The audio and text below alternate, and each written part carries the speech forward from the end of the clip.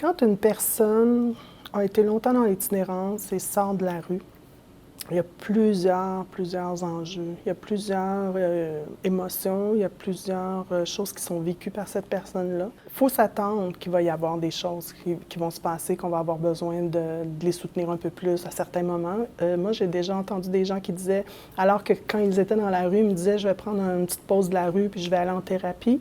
Bien, quand ils étaient en logement, ils disaient, je vais prendre une petite pause du logement puis je vais retourner au refuge pour une couple de semaines parce que c'est comme le temps de s'adapter, en fait, à ça. J'ai eu une travailleuse sociale qui m'a aidé à acquérir une stabilité résidentielle, mais ça n'a pas fonctionné. Ça a pris... La 6e tentative a été la bonne. Parce que l'attrait de la rue était irrésistible. De toute façon, j'étais dans une chambre, j'avais loué une chambre, c'était plus petit que ma cellule de prison, tabarnouche. En tant que société, je pense que quand une personne a un logement ou une adresse fixe, on a l'impression que tout est gagné, que le problème est résolu. Mais il y a une réalité dans le mode itinérant, dans l'itinérance, que les personnes aiment. Il y a un côté positif à l'itinérance. C'est sûr qu'il y a de l'impact sur la santé. Il y a santé physique et mentale. C'est sûr que c'est pas l'idéal, l'itinérance, mais ces gens-là vont chercher quelque chose dans le mode d'itinérance.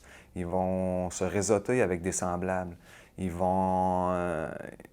Quand tu manges dans une soupe populaire, tu manges avec 200 personnes. Quand tu te ramasses dans ton logement, tu manges tout seul. Puis quand on sort quelqu'un de la rue, je trouve qu'on prépare mal les personnes au piège de l'isolement, à la coupure avec la rue. On pense que pour nous autres, c'est salutaire, puis ils vont donc bien être bien de dormir dans un lit. Mais non, la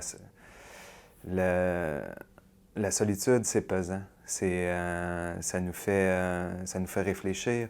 On se fait du ressentiment, on est replié sur soi, donc un plein regard sur nos problèmes, sur nos limites, sur nos difficultés. On est moins tourné vers l'autre. C'est vraiment un step difficile pour les gens. Les premiers temps, quelqu'un qui retrouve un appartement, là, je dis ça aux intervenants, il saisit le temps de se réadapter au confort. Parce que c'est pas le confort dehors, là, coucher en hiver puis tout, là. C'est pas le confort. Le temps de se réadapter tranquillement, là, puis... Se ramasser dans un beau logement, subventionné ou pas. Si c'est subventionné, adapté à ta capacité de payer. Maintenant, tu as de l'argent, tu as une sécurité. Tu es supposé être bien. La société t'envoie le message que tu es supposé être bien. L'émotion du bonheur est ressentie, mais comment que je gère ça, le bonheur? Je suis tout seul, je veux pas trop consommer pour pas perdre ma chance de garder mon logement. J'ai des nouvelles habiletés à développer, les habiletés de locataire, mon rapport avec le propriétaire, mes habiletés de voisinage, mon rapport avec mes voisins.